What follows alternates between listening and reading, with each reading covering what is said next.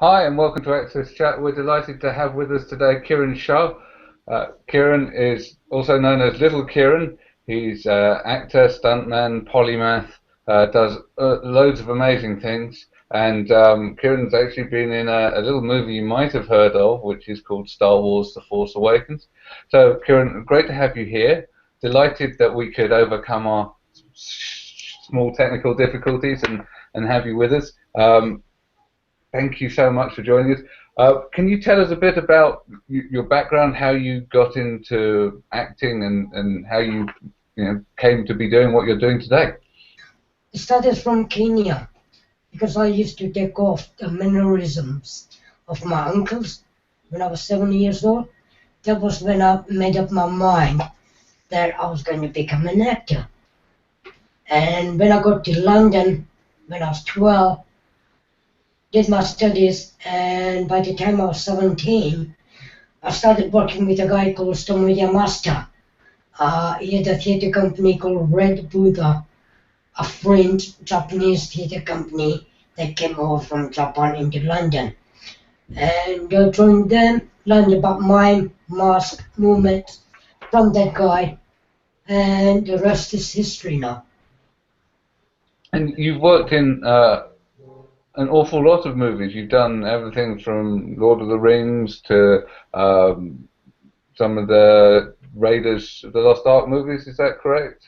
Yeah. And you also you did a lot of the Narnia Chronicles of Narnia.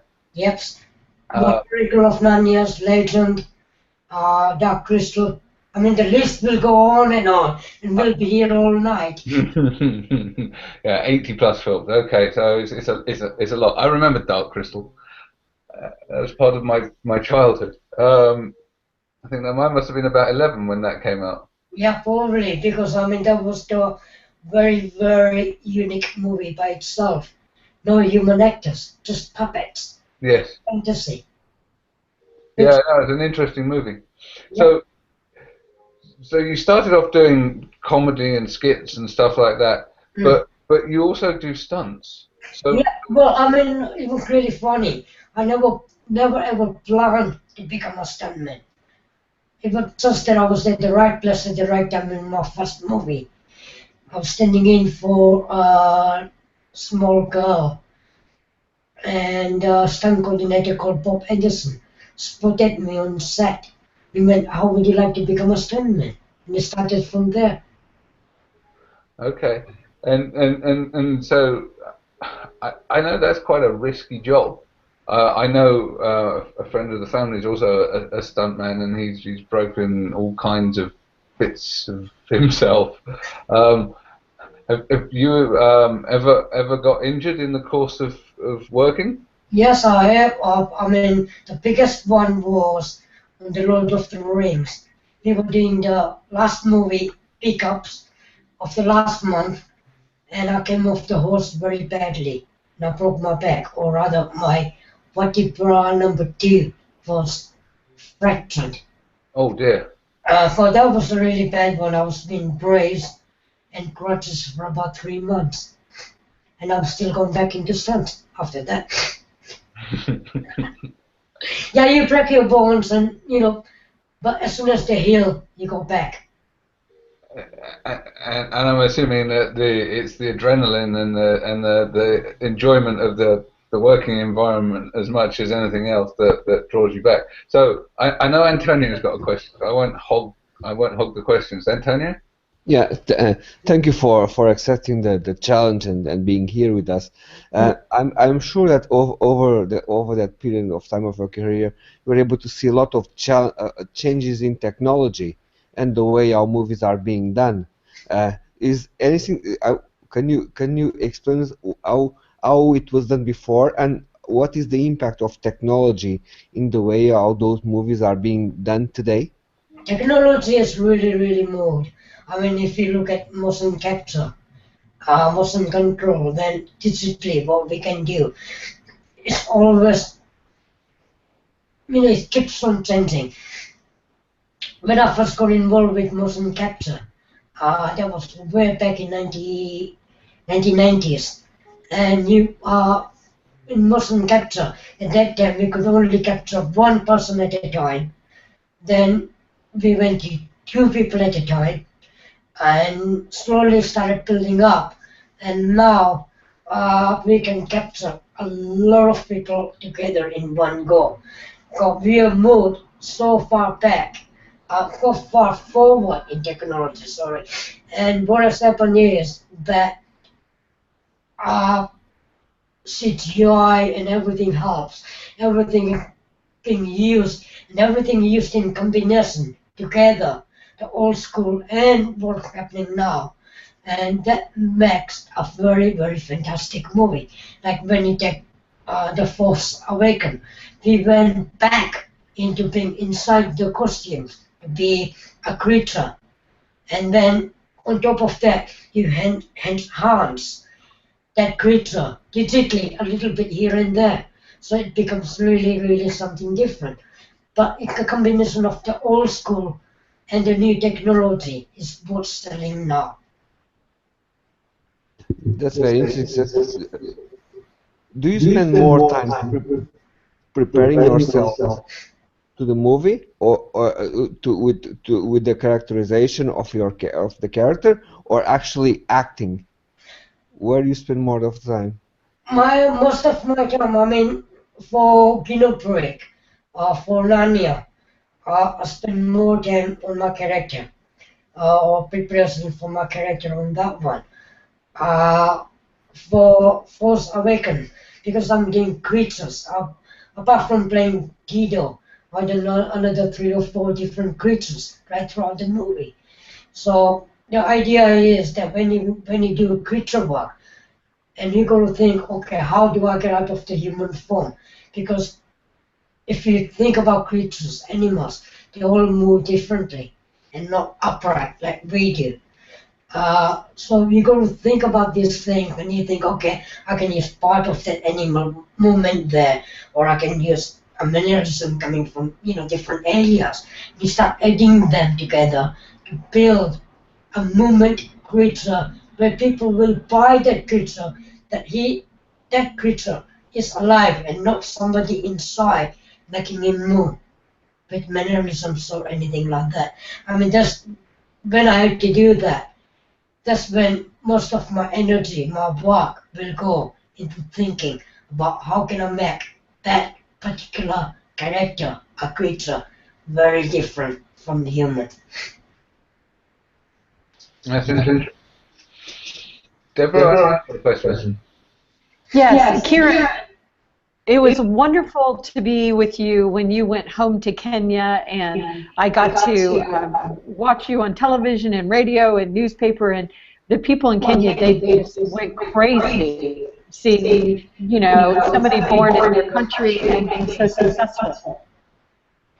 The question that I have for you is, I know that when you were born and your parents realized that you were a little person, and they weren't sure, what value you were really, what job were you going to do? What was, could you work?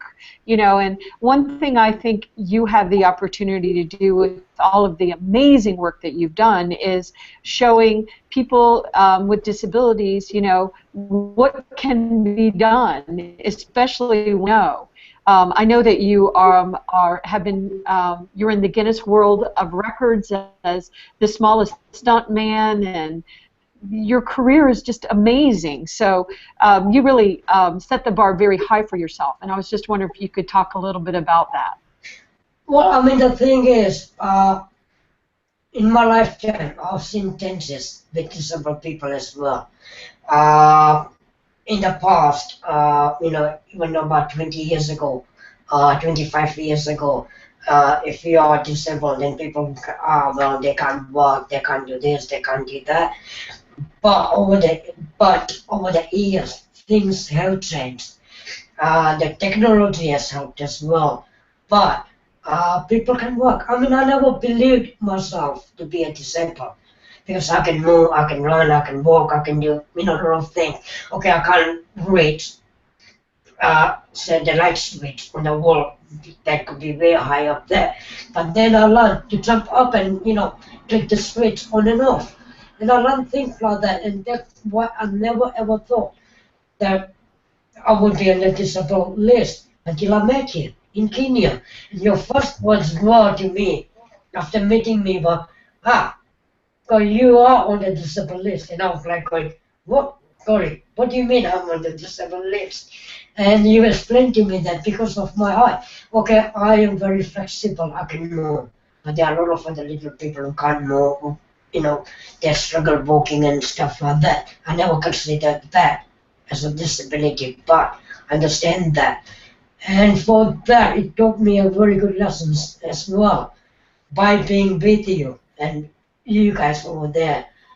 That disability is very, very important thing to know about, where people should respect people for being people, not for being disabled or for, whatever difficulty they've got.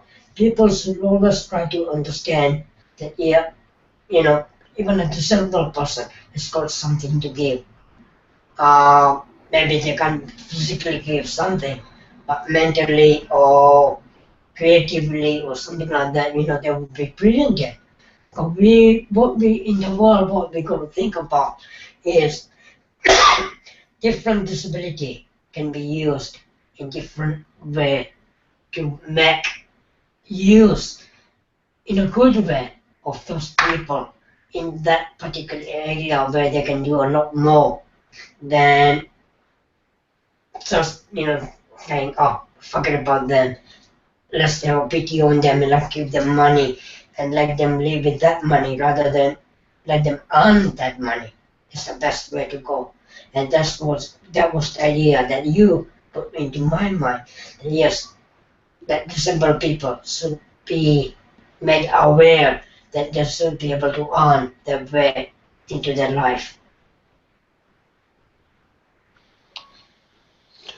Well, that's a great example that you are giving us. But how do you think your career, your life, and your successes can inspire others in terms about their possibilities, about what they can do? Well, at the moment, there are so many possibilities at the moment. Star Wars, at the moment, have been using disabled people wherever they can. And I'm seeing that happening in quite a lot of other movies as well. In the last few years, things are changing in the movie industry, and I'm really pleased to say that disabled people are being used, not in front of the camera, but they can be used as well behind the cameras as well. And we can change a lot of things, like the guy in Canada have set up the disability network and so on, which they made me a person for them, and I'm proud to say that these people are changing the world for disabled people, and I think in a few years' time, hopefully, things will stabilize for everybody to become equal. I certainly hope so, and it's what we're here and what we're working for. So you said there's a lot of stuff going on with people with disabilities behind the camera. We had a discussion with Kurt Yeager probably about 4 or 5 months back, and he's a disabled actor he's an amputee, and Kurt was talking about getting more people with disabilities in front of camera, but not playing a role of a person with a disability, but just playing roles. So I think that's a really important distinction. Yeah. Do you see that coming closer to happening more frequently? Because I know it happens, but it's still early days. It's early days at the moment, but I can see in the future that a disabled actor will be used for his disability, but for his character, what he can bring into character. I think that's what people are aiming for at the moment. And like you say, it's very early days, and I would love to see more disabled people being used as, different characters. They could be good villains, they could be bad, you know, good guys, bad guys. They could be doctors, lawyers, whatever the character can be. We should start using them a lot more. I think it's happening, but it's happening quite slowly at the moment. But in the future, I hope that we'll keep continuing the process and get more disabled people into the industry as well. But apart from our own industry, there are a lot of other industries as well, and a lot of other occupations like doctors and lawyers, that we need to see more disabled people going in those areas as well. Oh yeah, I agree, and some of the stuff that we do as our day jobs is providing the facilities and the help and the advice to make it possible to make it easier to employ people with disabilities, because actually, and remove the fear, and part of what AXSChat is doing is removing the myth, effectively, that it's not possible to employ people with disabilities, or that it's hard or whatever, because actually it's not that hard and it's not that expensive, and people have got a lot to give. Deborah, I know you've got another question, and you're on mute, by the way. Unmute. Kiran, I loved being with you and getting to hear all of the amazing stories that you told. And you told me a story once, and now I'm forgetting if it was Steven Spielberg or George Lucas that said that when they were making The Hobbit, you were the Hobbit to them. And I know that there are other actors that are little people all over the world, but the reason why you have been in so many films and commercials is because, as you said earlier, you embrace the character. You know that you don't want to be seen just as somebody in a costume. You want to be seen as that creature, for example. Sure. And I was just wondering if you'd just elaborate more on that, because we are all starstruck by your career. And I've seen the videos where you're holding on and walking on a plane, an airplane wing, which, by the way, is very dangerous, Kiran. You shouldn't do that. No, that was walking. It was for fun. But no, going back to your question about disability and characters, one of the things I hate is when people start using their disability to get work. There's a disadvantage. There could be advantage to that, yes. It will get you somewhere, something. But the disadvantage is that you are not going to move forward. Because what disabled people will have to learn as well is that they're going to learn. I mean, if they are going to become actors, then they're going to learn to become a proper actor and learn to create characters. If they are not going to do, some of the disabled people will be very, very good to be creatures. Definitely amputees or whatever, in really good way, where they can get in a costume, use their disability to change from the human form into something different. That could create a really, really good creatures for people with disability. So not only think about just doing, oh, I want to be an actor and I want to be a character actor and that's it, nothing more. Yes, there's so many other opportunities. I don't see why not. If you are strong enough and if you are capable enough, but still a disabled person can become a stuntman if they are willing to give a go to it.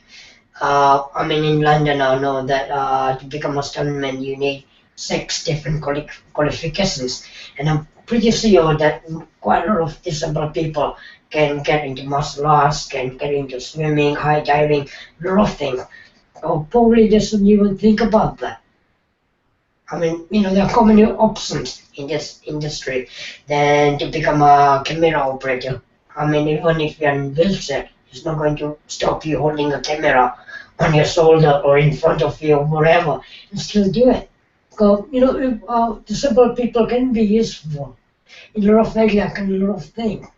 And they can be treated like, an ordinary person. Don't have to be, make something personal for them because they are disabled. Right, right. So, Kiran, I interrupted you. Go ahead. No, go for it. Well, when you think back on your career, because I know you have been an actor in front of the camera, you've been a stuntman, you've just had a really amazing career. When you think back on your career, what is some of the work that you're most proud of? Quite a lot of stunts that I've done I've been very, very proud of because in London, especially with the stunt coordinators over here, they never stopped me doing a stunt. In fact, they always encouraged me to go, further and further and further. I've been set on fire. Half of my body has been on body burns. I've done high dives, high falls from 70 feet high onto an airbag. I've done stair falls and so many other things. I'm proud of what I've done in stunt-wise. Then creature work, I've used my height really, really well. Plus, I use my ability, my flexibility of my body to get into different stance, different body shapes, and different movements. And just not, a little person trying to be inside something, trying to make it work, not trying to make it very different from the way I will walk myself, or I'll change my stance and everything. The ability to do all those things, that's how a lot, other than just using your height or your disability or even your normality to get, if you're going to use that, then you are going to get to a certain distance. After that, no, you won't. Because you need to become and learn to go far as well.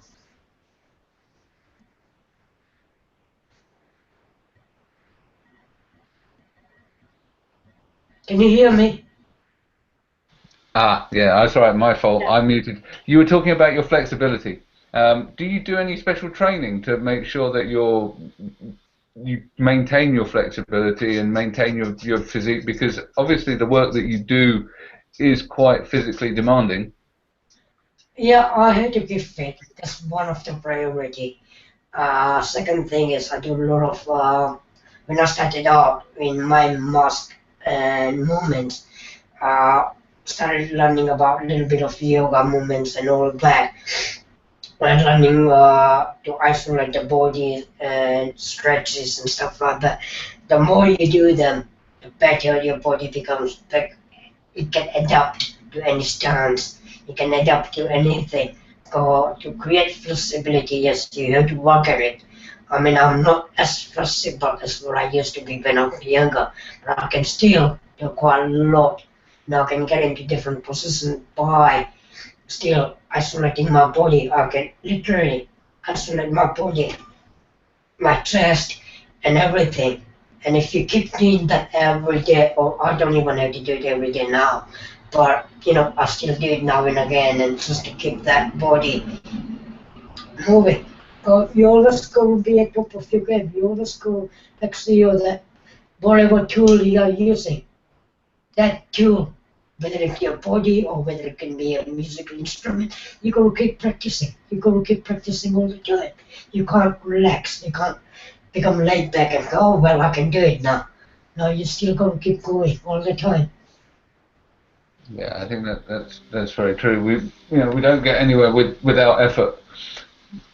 So I know the movie business is quite hush hush, but are there any projects you've got up and coming that you can tell us about that you're excited about, or that you could hint about? Well, I'll let you wait and see what's happening. It's only beginning of the year. There are a couple of projects that my name has gone into, which I can't really talk about or say anything about at the moment. But yeah, things are happening. I've got another movie coming out next year where I did the stunt. It was really brilliant. I really enjoyed it. I can't name the movie at the moment. But when that movie comes out, I'm going to shout at the top of my voice, "I did that movie!" But now, there are projects I'm working on, and my name is Connie, but I can't talk about them at the moment. Okay. So, and can you tell us a little bit more about the work you do for the Dwarfism Association in Kenya? Well, it was in Kenya. The problem was that the families were ashamed of the little people. They would not let them out. If a lot of little people have not studied or got education, and the people who have got education, who got degrees or masters, and they found work, they found out that they have been treated like kids rather than an adult. Which is not really a good idea, because the whole point is, I mean, the perfect example was when I went on Lord of the Rings, and I had a team of little people, and now they tell the whole production that no, you're going to treat these people like an adults. If you treat them like the kids, then they are going to behave like kids, and and then you're going to have problems.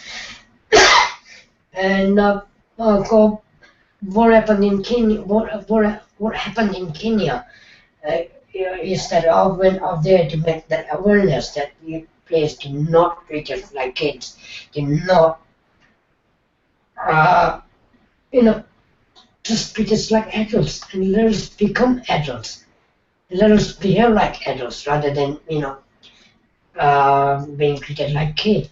And go basically went out there to make awareness to families, to plead with the families rather out in Kenya to say, look, be proud of your little people. Be proud and let them, give them freedom. If my parents hadn't given me the freedom I wanted, I don't think I would be here sitting to you guys today talking. What I'm trying to say is that these people do need that freedom, or that they can become individual, they can become their own personalities, and they can make their own mark on the world or whatever they want to do. And that's why I went to Kenya, to make that awareness. Okay. So previously you talked about the fact that you'd not considered yourself to be disabled, and that's the same. That was the same for me with dyslexia. I don't consider myself to be disabled. It's classed as a disability, but I don't consider myself to be disabled. I'm different, but I'm not, in my mind, disabled.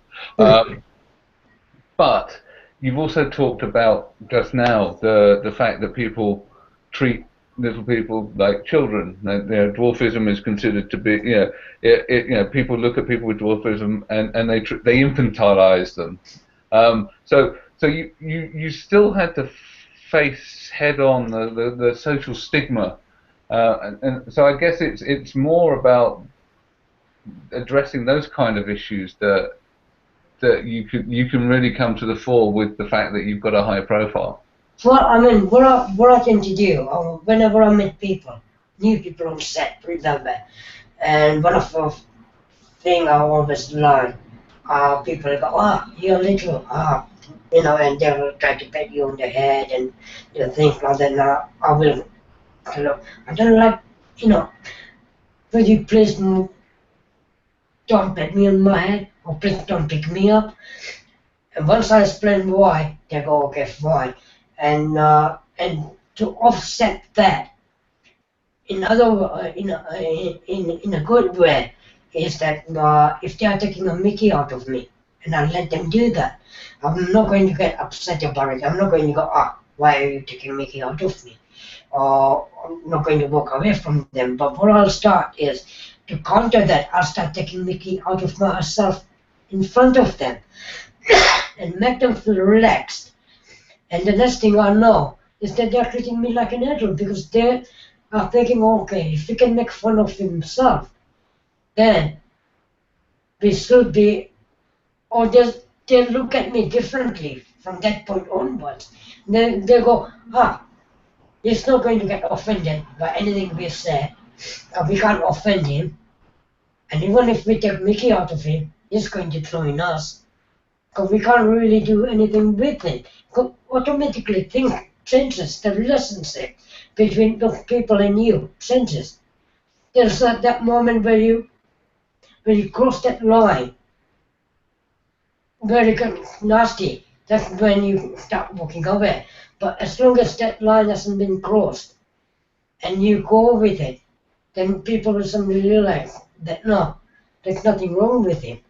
And they will come to understand you better, I think, rather than trying to be defensive about your height or your disability or whatever you got. Once people become defensive, that's when the other party will go, we don't like this, because they're going to, make more fun of you and will cross the line. And to stop people crossing the line is the best way that you have to join in the fun with them and keep that line there and do not get it crossed over. Yeah, I think you've got to have that kind of self-deprecating sense of humour. It's really helpful. We've reached the end of our half hour. It's been fascinating. Thank you very much for persevering with us.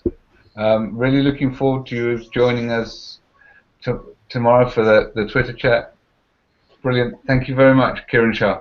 My pleasure. Thank you Kiran. for having me on the show. Thank you, Deborah, Neil, and Anthony. Thank you very much. Thank you. Thank you. Thank you, Kiran.